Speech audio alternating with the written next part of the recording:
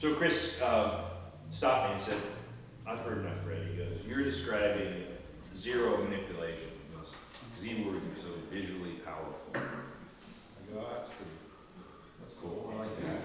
And then he said, have you ever seen a jackalope? And I go, well, I've seen them stuffed in cowboy bars in Dakota. What does that have to do with anything? And he goes, well, an animal that's obviously been messed with next to zero manipulation. So it became a t-shirt design. A couple years later, we always make carignan to blend with our zins, because I like the spiciness, I like the complexity that blended Zinfandels have over 100% zin. Then we were getting our fruit from this ancient, I mean, it was like 100-year-old little block up in the hills, and the property got sold. The person owned it, died off, the kids didn't want the property, so they sold it to some, trust funder, and they were going to rip out the carignan. So it was the last crop, and it's like the vines knew it, and they gave us this bumper crop of this old vine carignan. So I had 4 barrels after blending that left, and it was pretty tasty, and I go, oh, wow, what's up? So we bottled it, had about 100 cases, and then at the last minute I realized I wanted to sell it at our big event weekend, Passport Weekend, which is actually next Saturday and Sunday. You don't get much this time. Sorry. Oh man, just a sniff. Can I sniff the cork? That's enough. So I went to Chris and I said, Chris, I have this wine, I want to sell it at our event. And he goes, no problem, I did your other labels. When do you need it? And then it was like less than 3 weeks away.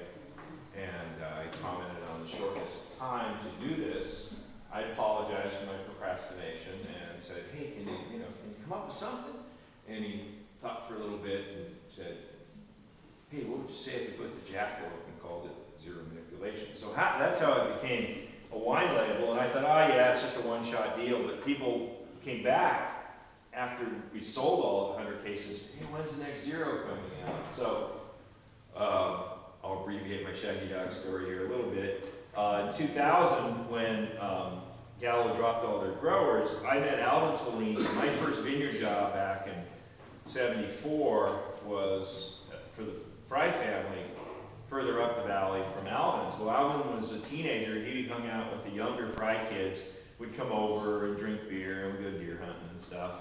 And when I learned that he had no home for his fruit, I thought, God, I love old vine carignan blend. So since 2000, it's always been Tolini Vineyard.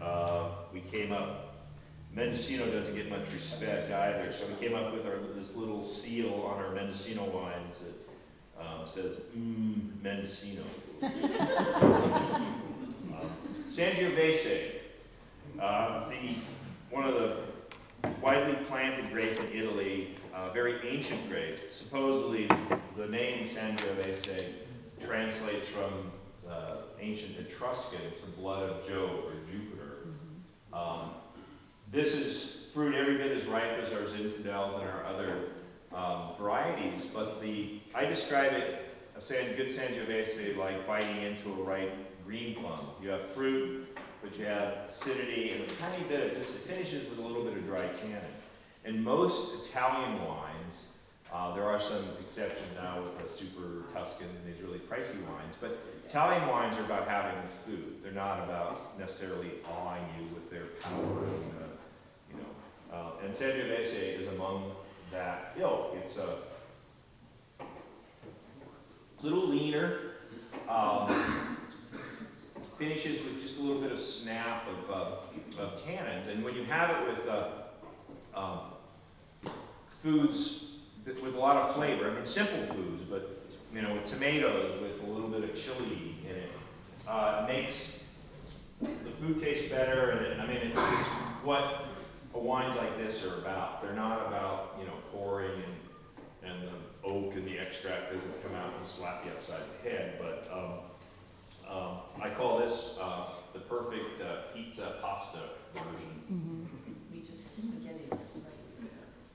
And for those that don't know, Sangiovese is the main grape of the Italian Chiantis, which have to have a little bit of this and a little bit of that blended in. But I planted my first block of Sangiovese Springs, knowing nothing about